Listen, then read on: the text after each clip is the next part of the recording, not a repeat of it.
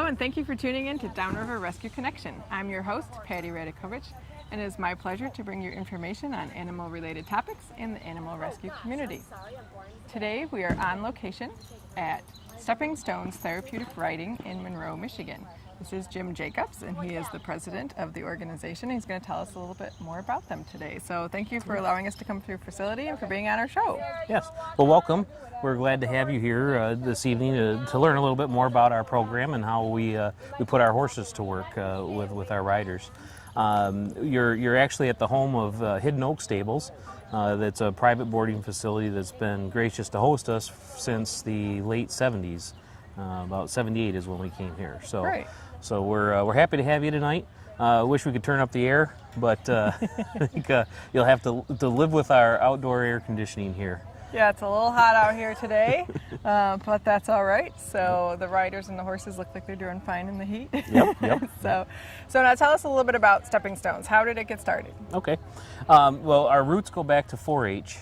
We were a joint venture between the Monroe County and Wayne County 4-H programs back in the mid to late 70s, and actually were housed for a few years at another facility in the Carlton area. And then moved here in 78, and it's been our home since. In 93, we took a leap from the 4-H world and went nonprofit and went through the whole process of getting our status for independent 501c3 nonprofit group. We still keep an affiliation with 4-H. Actually, the pattern that you'll be watching our riders practice tonight will be used at the Monroe County Fair, where they'll be going to compete against one another and test their skills that they've learned in the riding out here. Okay, so what exactly is Stepping Stone and what is therapeutic riding? I know people have heard about it before, but there's different types that you can have. So what do you guys focus on? The therapeutic industry, horseback industry, goes back to its roots in Germany. And that was maybe 50, 60 years ago, and it was brought to the United States and developed through the 4-H programs, and then eventually became its own nationally recognized organization, originally called PATH, or not PATH, NARA, the North American Handicap Riding Association. And then within the last year, the name has been changed to be PATH, which is an acronym for some other names related to more generic therapy that encompasses all the different services that we can offer as a center. Stepping Stones is a premier accredited center, which means that every 5 years we go through a whole review process that checks over our standards for horse care, which will be important on the rescue side of things, that they do look at how we feed, how we maintain, and how we manage our horses. They look at how we train our volunteers and our staff. They look at how we maintain records for the riders and a variety of other things, the equipment that we keep and how we run our classes, how our instructors maintain their accreditation and status as a certified instructor. And once you've passed that process, then you can maintain that premier accredited status. What that does for us is it gives us some credibility within the horse world. It allows us to get insurance coverage for our volunteers and our riders. And it provides resources for us to go to with questions about how we might help in a situation that we might not be familiar with when it comes to a new rider. Okay. So there's a lot of different benefits that the PATH organization supports us with. So there are centers like us. There are 17 premier accredited centers, the last I heard, in Michigan, along with several affiliate centers or 4-H centers that operate throughout the state as well, and in all 50 states and in other countries as well. Okay. I know we're going to be talking with one of the trainers. She's going to explain a little to us about the benefits of it. But what type of riders do you have? Like you had mentioned handicap before. What type of riders do you get? Okay. We can service anybody with a disability, diagnosed disability. So it has to have a doctor's referral in order to come to participate in any one portion of our program. What our center, I guess you could call it, specializes in or focuses in is the therapeutic riding, which is trying to teach a person with a challenge to ride within their abilities. There's a lot of natural therapy that goes with that, or a therapeutic benefit that comes from that riding. The movement of the horse creates movement in the body that moves the muscle structure naturally, similar to what you and I do when we walk around. So somebody that's in a wheelchair or has pole canes or needs some stretching and some other physical help in moving those same muscles, that occurs naturally on the horseback. The heat of the horse comes up, loosens the muscle structure, and then allows those different muscle groups to move in a natural way. So it's a respite for that caregiver who has to bend and twist those riders in some unnatural positions, and that kind of happens naturally in that therapeutic side of things. What I'll have one of our instructors, Michelle, talk to you about here momentarily is the benefits of the hippotherapy program that we have in partnership with St. Vincent's Mercy Children's Hospital in Toledo. In that type of a program, there are very specific goal-oriented treatments that Michelle can explain better than I can. Okay. But that's two types of service that we can offer as a therapeutic center. Okay. We can also offer services in driving, which is a cart that would be hooked behind a horse, and we can provide service in the vaulting, which I refer, and I don't know if this is appropriate, but I refer to it as acrobatics on horseback. So something you might see riders doing at the circus in a ring, where they stand on their back and do some vaulting exercises around the horse. So I don't think you'll see that, excuse the flies that we get here, but I don't think you'll see that out here. And then the last service is what they call EFEMA, EGALA, and it's equine facilitated mental health aspects. So that could be mounted or unmounted exercises, again working with a medical professional to provide that kind of service. Okay, so I know you had mentioned people with disabilities. Is it just physical disabilities, or when you talk about mental health, is that children with autism and things like that? Do you work with those? Mental, people as well? emotional, Okay. physical. So it could be ADHD. It could be, in those kind of situations, it could be somebody that has a traumatic experience like a rape. So some mental stress that they're under. PTSD and... Yep. Okay. There are programs related to the Horses for Heroes types of programs that relate to wounded warriors that they can come out. And we've explored that. We haven't had any warriors come to participate in our program yet, but we have the opportunity to provide that kind of service as well.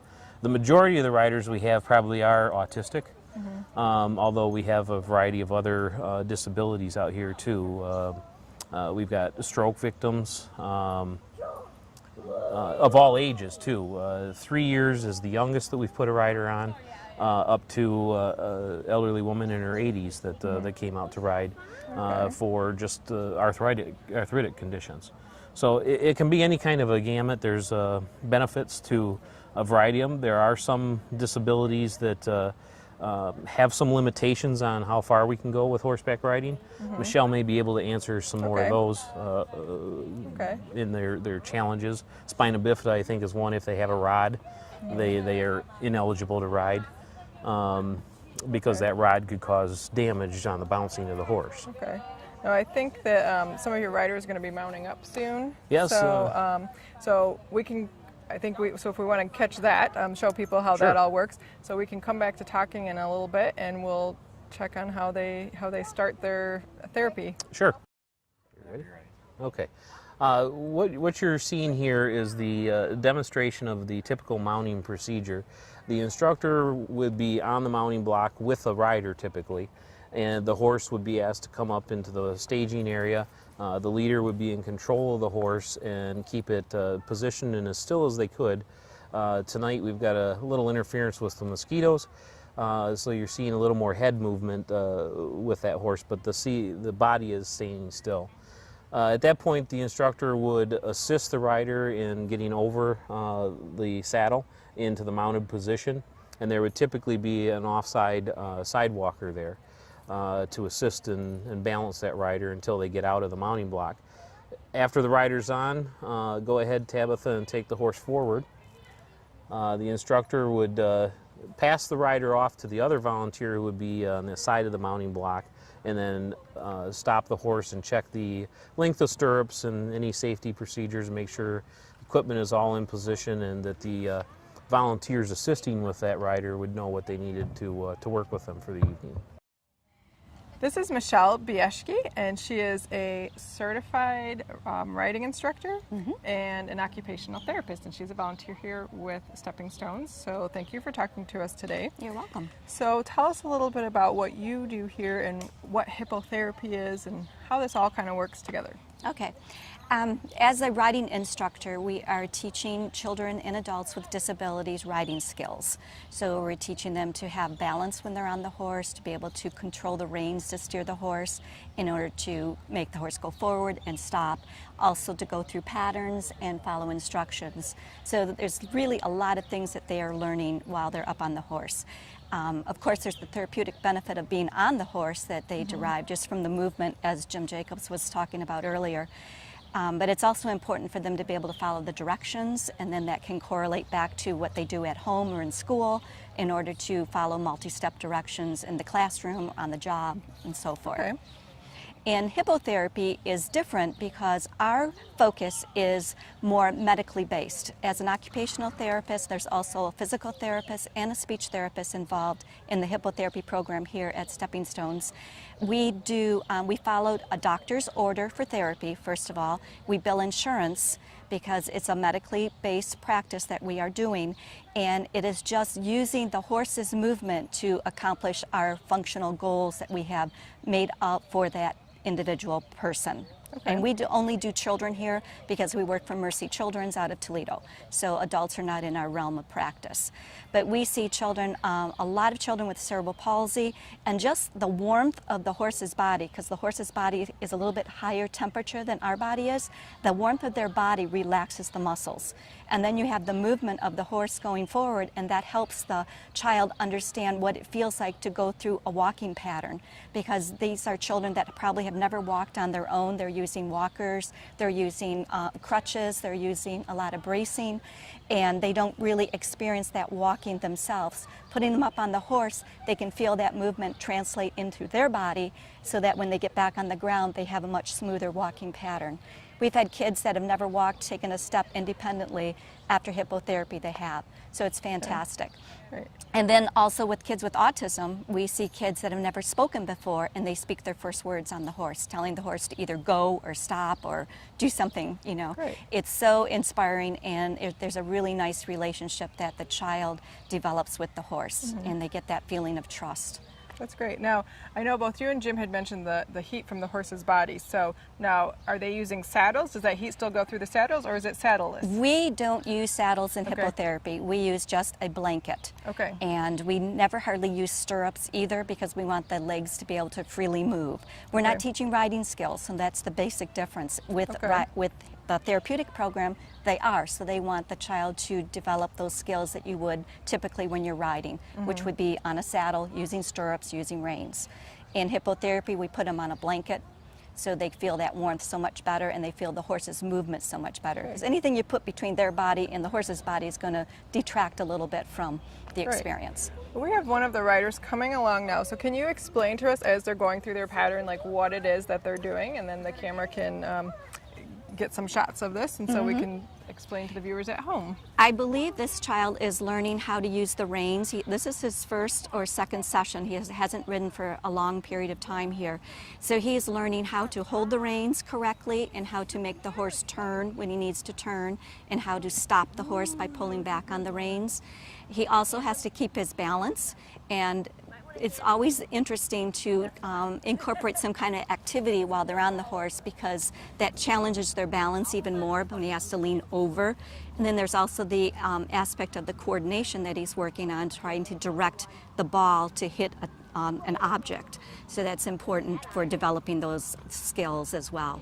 Okay, so now when a child comes through, and this would be one of your therapeutic ridings, not the hippotherapy, correct? So when they come through, like, what's the length of time that they have their session? Most of the sessions are on the horse between 40 minutes and an hour. And it depends on who gets mounted first and who gets dismounted first. The classes run every hour, but they're not on the horse that entire time. There's some, mounting and dismounting time. But it's usually a good 45 minutes that they're on the horse. And how long do people typically stay in the program? So you said this child has just started, so how long would he We have be in the kids that have program? been in the program for 10 years, Okay. starting when they're 4 and, all the way up to age 14. Stepping Stones takes adults as well, so they could continue on. Kind of depends on their need and the availability of transportation to get here and things like that. All the sessions run for 6 weeks at a time, and we do like a spring, summer, and fall session. And there's usually a week off in between. Give the horses a break, give the riders a break, and then they can resume into the summer session, which is going to be starting in just a couple weeks, and then the fall session will be after August. Okay, great. And so how many people can you usually have in a particular session? So like how many riders would you have for each session? We usually only try to have 3 riders in a class at a time because typically we use the indoor arena and it's much smaller in size, and more than 3 riders it just gets too hectic and too many kids running into each other. They run 3 sessions a night, and so you could have 9 a night, and they run 3 days a week. So there's a possibility of 27 different riders in each session. Okay, great. So is there anything else that you'd like to tell us about hippotherapy or therapeutic riding, any of the other benefits? Or Just one other thing about hippotherapy, we only do one-on-one. So we do not do a class like they do for therapeutic riding. We have a therapist, we have our horse leader, sidewalkers, and 1 patient. We call them patients since we're hospital-based. So it's all one-on-one. And that's another big difference between the 2 programs. Okay, great. So I think we're going to bring Jim back on to ask him some more questions. And I want to thank you very much, Michelle, for participating. You're very welcome. We're back here with Jim again, who's going to help wrap up the program for us. But first of all, I wanted to have you explain, there is a riderless horse that's being led around the arena. So can you explain to the viewers why that's occurring? Sure. It's a safety reason. Horses are social animals. So to make sure that this horse stays calm and doesn't feel left alone, we've got the extra horse in here. Normally, as Michelle indicated, there'd be up to 3 riders in a class. Due to the heat and some other scheduling issues, the other 2 riders didn't show this evening, so that's why that horse is in, just to keep the other one comfortable. Okay, so can you tell us, where do you get your horses from? Because some of them are rescue, but not all of them are rescue because of the nature of what you do. Sure. It takes a very special horse to be able to participate in our program. Not every horse can do this. It's a much different relationship than the average horse has with a one-on-one type scenario with their rider. Here we have a rider trying to tell them what to do, a leader trying to sometimes contradict that, and then the 2 sidewalkers working there. And our riders, we're seeing one who's very quiet this evening, but we do have some riders that can bounce, be very unbalanced, and so there's a lot of different things that go on. So it's not really a retirement home for horses. Okay. They work very hard in this, both mentally and physically. And depending on the skill levels of those riders, we do have some that have gotten to total independence in their riding as well. So it just depends on the skill levels that we're asking them to participate in, and they have to be able to do that. So those horses come through 4-H, retired horses. Their kids' riders are going off to college, so at the end of that career, they're ready for a new career, and those are typically very calm horses who have the capacity to be able to do something like this. Show horses, retired show horses often work well for us, or very well broke trail horses. Anywhere from pony size up to draft horse size. We have had draft horses in the past, although our facility isn't necessarily set up for the draft horse scenario. But you'll see minis even work in some programs. Again, that's not something our program's set up for, but generally they come to us through a change in career where somebody's getting retiring and can no longer ride their horse, or students going off to college. Okay. So tell us how people can become involved in the program. There's a variety of ways to become involved. The volunteering, as you see, everybody working with that horse is volunteer. and the instructors volunteer a tremendous amount of their time with the program as well. But there's also outside arena things that need to be done, fundraisers that we put on to support the program, and just helping with finances, serving on the board. So there's a variety of different ways that a person could volunteer. If somebody's interested in that, either at our center or one of the other centers that might be closer to them, then I'm sure just contacting the center or us, and we'd be glad to see where you might fit in. Okay, and how about if somebody needed to have therapy or wanted to become a rider? Do you have a waiting list? Or We do have a waiting list, and the waiting list doesn't necessarily go in order of the placement on that list. It goes in order of opportunity to get a rider with a certain specific needs into a class that has an opening. Right now we have a very short list. We've been able to get most of the riders into the classes, but come spring and fall, typically those classes tend to have a little larger waiting list to get in. The weather and the mosquitoes aren't as bad. Right, right. Okay. Well, I wanted to thank you again for letting us come out to your facility. And this is a little bit different than our traditional animal rescue show that we do, but this is still something with the animals that we wanted to show you. Like you said, like not all the horses are rescue horses, but some of them still are that come through. So we wanted to just provide you with a little bit of education from those animal related issues. For more information about Stepping Stones, you can go to their website. You can also find information. We'll put a link on our website at www.basilsbuddies.org. We all look forward to a day when all pets are treated like family and everyone has a home. Until that time, we invite you to be part of the solution. And remember, please spay and neuter your pets. See you next time.